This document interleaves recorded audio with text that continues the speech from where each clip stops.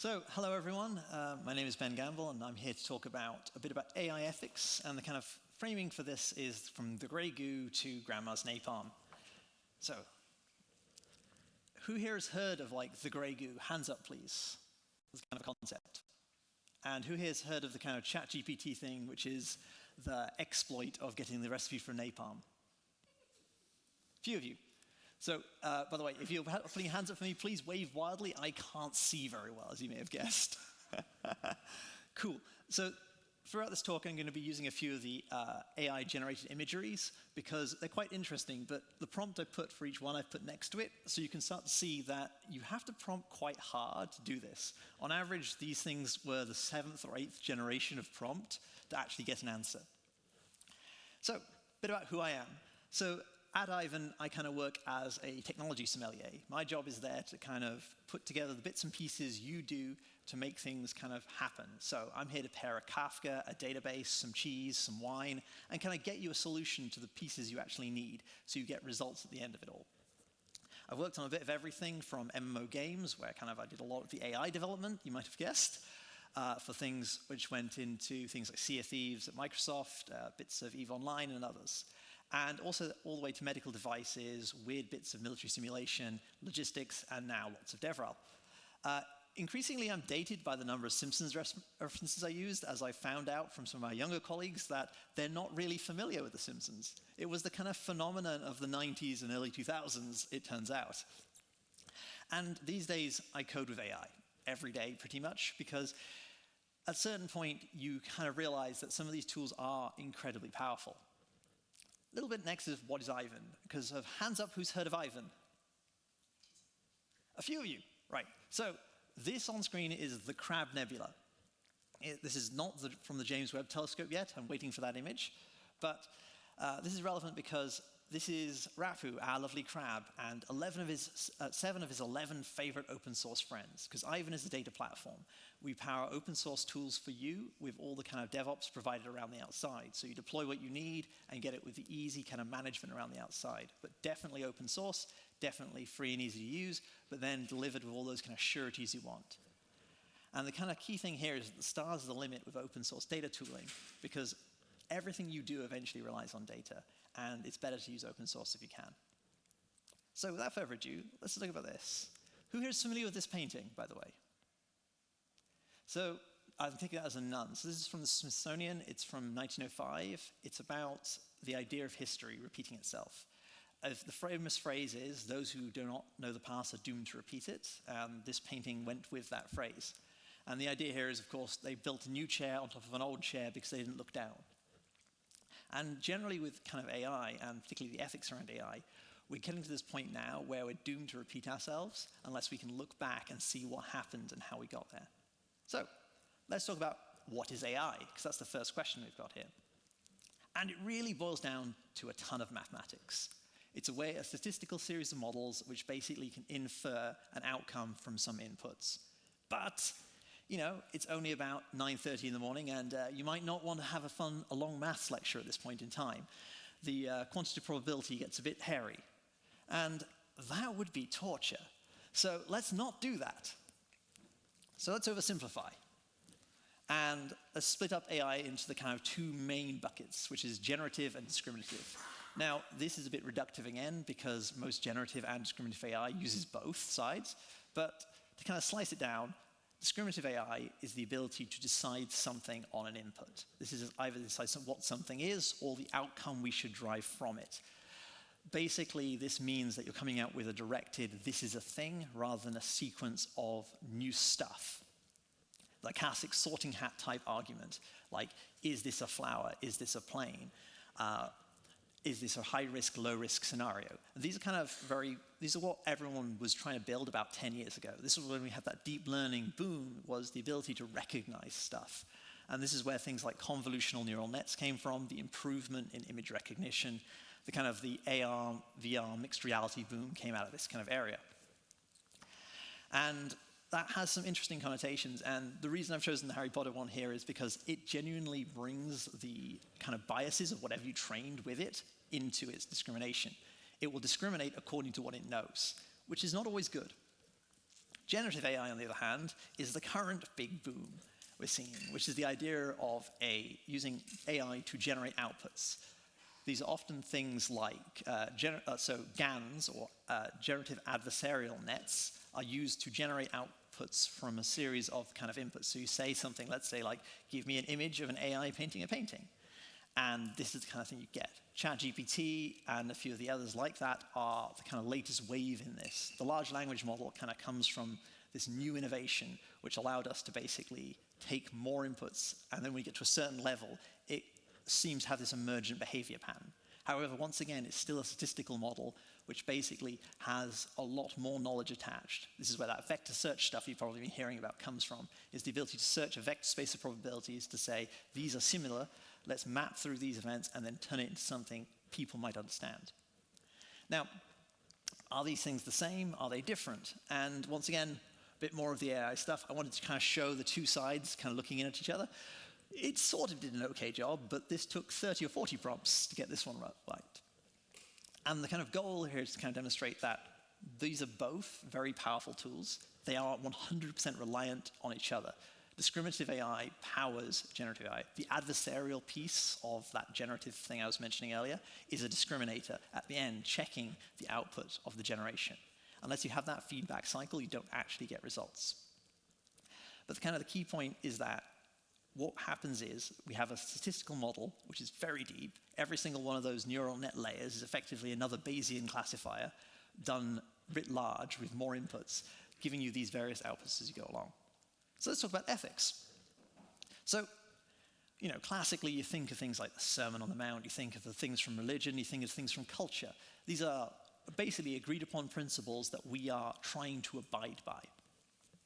But once again, the idea of an ethics lecture first thing in the morning is probably not something we want to go into too deeply on. So we're not going to go too deep into ethical philosophy. Instead, we're going to stick to the kind of high level. And this is what's known as the golden rule. Hands up who's here is familiar with the golden rule of ethics. A few of us, brilliant. So it basically boils down to do to others what you want done to you. And you've seen this enshrined in nearly all religions across the board. If you go back to ancient Sumeria, you'll still see it enshrined there as well. It's mentioned in most kind of creation myths from all cultures across the globe. And it comes back to the simple idea of as long as we treat others like we want to treat ourselves, we're going to end up in a good place. Now, the thing about AI, and particularly all the machine learning stuff, is it's really about data. The data we put in is what gives us the results and the training that comes out. And with data, we actually have a separate set of stuff to enforce the golden rules. And these are what's known as the 5 Cs. So the 5 Cs come down to being consistent, having good clarity, consent, clarity, consistency, control, and consequences. Now, consent is obviously about making sure people have indeed consented for them to use your data, them to use the data. So you use their data correctly, being clear on where you have used it, consistent about how you use it, control and transparency over what you're doing with that data, and of course, understanding and limiting the consequences and harm you might cause with the data. And if there may be harm, enumerating it up front. Now, as we kind of go into what goes next, you start to see that, how many times did you consent to ChatGPT and OpenAI trolling all of your social medias? I don't think we did, in a lot of ways. We consented originally to say, yeah, they could sell it to advertisers, but is it the same thing? It's definitely no consistency attached to any of the current stuff going on. And I would argue that control is net negative right now, and the consequences are starting to appear as we go along. So, the grey goo. The grey goo is kind of like one of the early kind of fears of AI. It came out of the kind of thing of where if general intelligence, which is one of these big goals of AI, is the idea of saying the intelligence that becomes a true thinking being. It becomes the ability to solve all problems inside its own scope. This is one of those kind of holy grail things in AI. It's been perpetually 50 to 100 years away since it was first thought out. So is it happening soon? No. And the grey goo was the idea of nanobots, tiny machines dissolving everything around us. It's been such a risk of its potential emergent behavior that it's been on the top 10 reasons the world's going to end for a very, very long time. And the nanotechnology implies that there's AI driving it in most of the cases here. So this is where the kind of like, for a lot of time in science fiction, you see things dissolving. I don't mean Thanos' snap. I mean, like in earlier science fiction, AI-driven nanobots were dissolving the world. And there's a famous XKCD of them running out of IPv4 addresses and therefore stopping, which is brilliant in every way, because it kind of shows the perfect junction of the fact that it doesn't matter how smart something is if the infra is not there to provide it.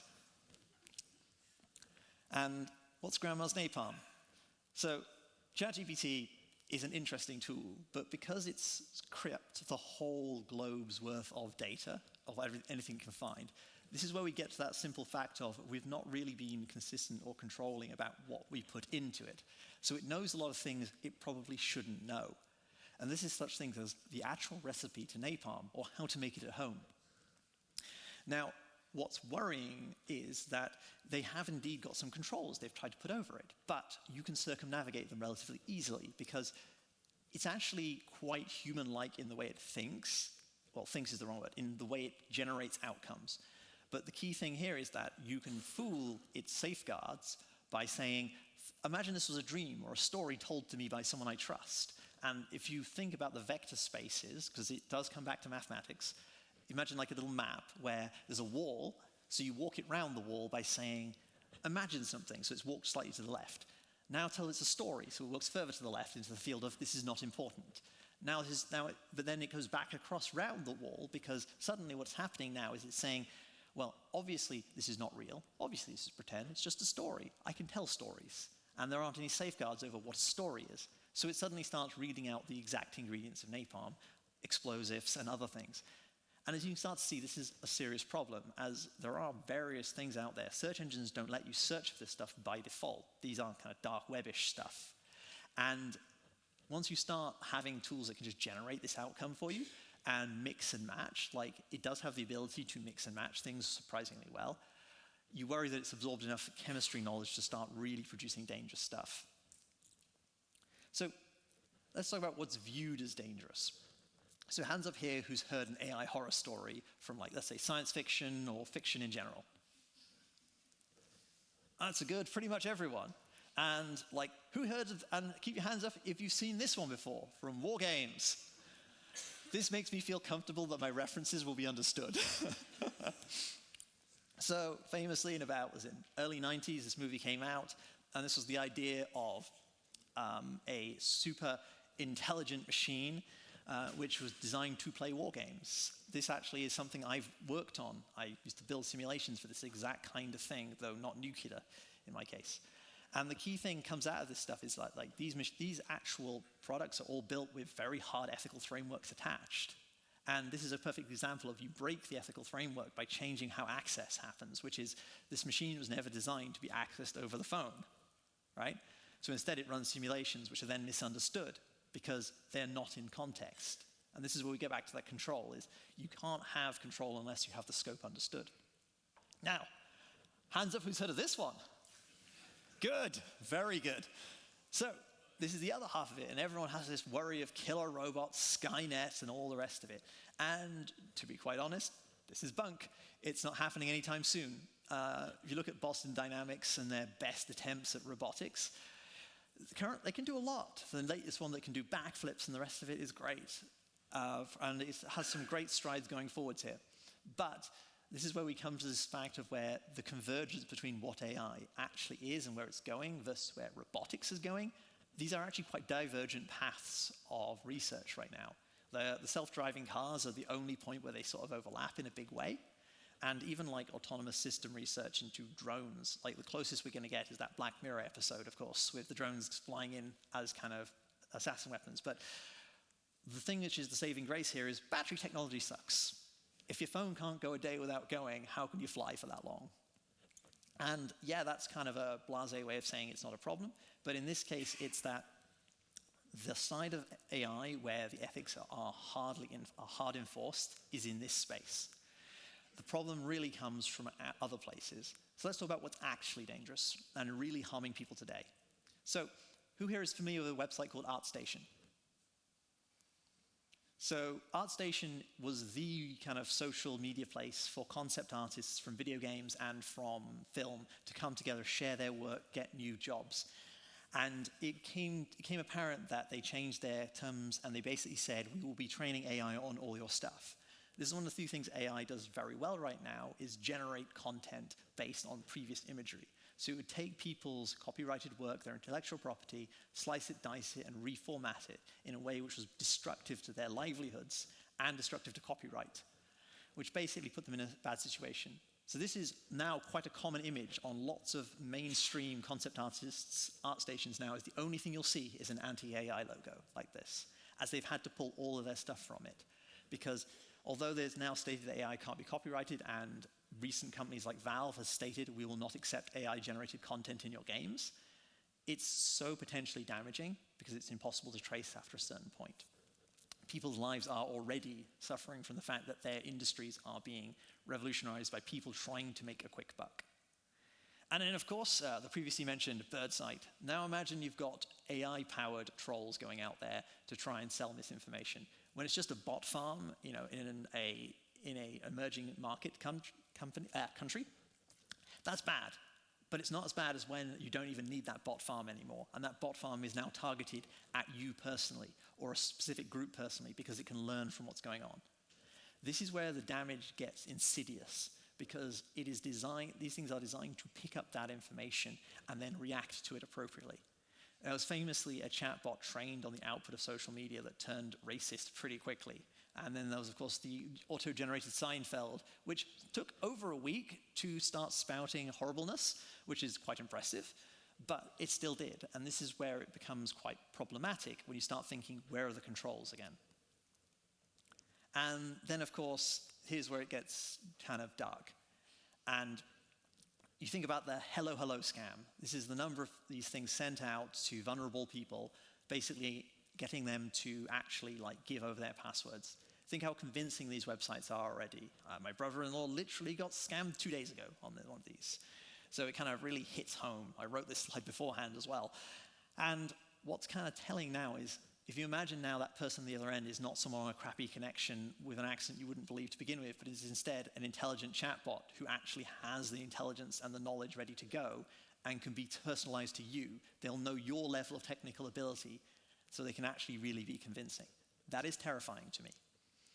And of course, the ever classic is, who's here seen The Incredibles? Now imagine rather than just a friendly person like Bob trying not to deny your claim, it's an AI agent. Right? Now it's like, which arbitrary criteria did I meet today? But let's talk about what's extra dangerous. So hallucinations. These are just complications on top of what's already happened. So the AI doesn't know what it doesn't know. There's kind of an interesting thing where it's very bad at telling you, I don't know. Because if it's a probabilistic system, and when you start multiplying large numbers of probabilities together, Bayesian theory says you must not allow for a 0 to get through, or a 1 to get through. The famous quote is, you must always leave the possibility that the moon's made of cheese, is the quote from the original of Bayesian statistics. And this means that hallucinations will happen. And in some ways you can't get away from it, but it gets even more problematic when you realize it's not commutative. Who here is familiar with commutative mathematics? Enough that I'll still explain it in detail. So this is the idea that if A plus B equals 6, B plus A equals 6. Now, this is telling in AI, and particularly ChatGPT, because if you ask it, is George Washington a president of the US, it might say yes. But if you ask, is a president, name me a president of the US, it might not know to name George Washington. These sets don't overlap, because this is basically an output of a probabilistic journey. These things do not go in both directions, because they were not trained in both directions. And those parts of the net do not overlap. And this is even at zero to low temperature. So even if you dial down the amount of leaps it's allowed to make, these are non-deterministic.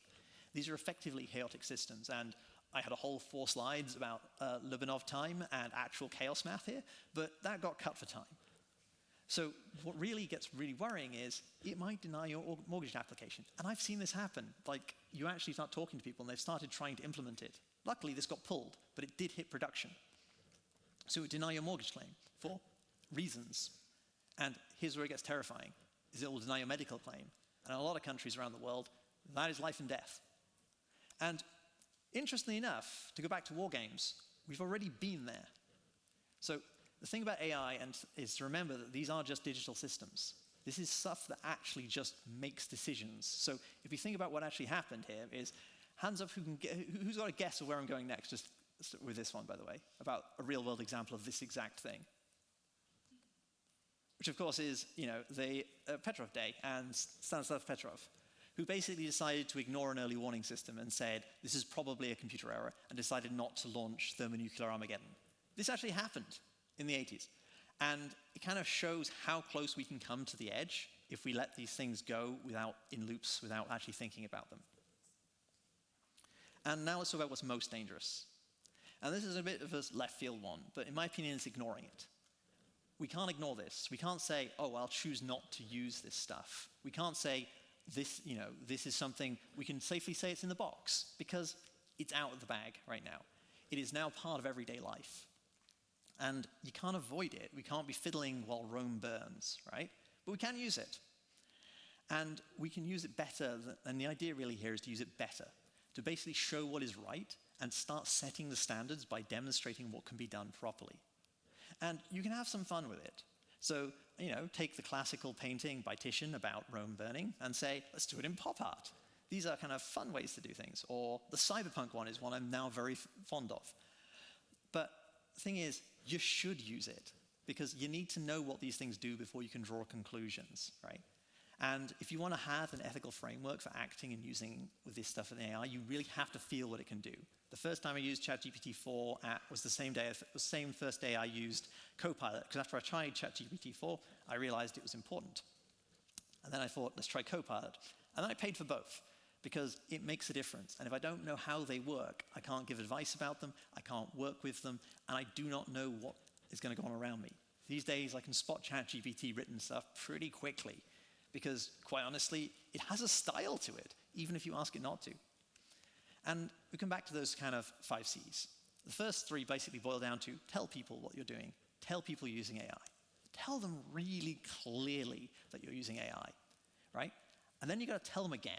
And you better make sure these things are labeled. If you're going to do anything with AI, label it as such. Because quite fundamentally, one, to be really cynical, they'll probably invest in it better, because everyone wants the AI buzzword attached. But from the other side, it makes sure they understand what decision is being made and how. Because these are still very powerful tools, and they tend to be very useful. But unless we understand when and where they are in the loop, we can't make real decisions about them. And the real kind of thing here is to limit the scope of what AI does and to learn from past things we have actually achieved. So, hands up who knows what this is. I think only one hand up who saw me put the slide in about 10 minutes ago. So this is the Avro Canada CF-105 aeroplane from 1958. It's the first fly-by-wire aircraft in production. And this is from the 50s. And this is fundamentally the idea of AI in the loop control. This takes human input, corrects it for the fact that our hands are a bit wiggly, that air moves slightly faster and planes move faster than humans can easily control, and gives us the idea of putting a machine in the loop with a human so we can make decisions, enhance them a bunch, but have outcomes that matter. Now, fly-by-wire has a lot of laws attached to it, because what's interesting is the areas you think it's going to be truly dangerous at are regulated, right? Aircraft code is so regulated. And if we start bringing that experience into what we're doing with the new stuff, we'll actually get somewhere we want to be, which is the superpowers we dream of, but with enough regulation and control that we can actually start to trust things. Because we're back to not wanting to repeat ourselves. And that is always going to be the problem here, is if we can't learn from the experiences we've had, use the good bits and pieces we already learned how to do, and then leverage them with the new piece of technology before they explode everywhere, we are doomed to repeat ourselves. And this time round, it's at a greater scale. Thank you for listening. This is just my social media. I'm findable as at BenGamble7 pretty much everywhere. Happy to chat AI, data, and everything else in between.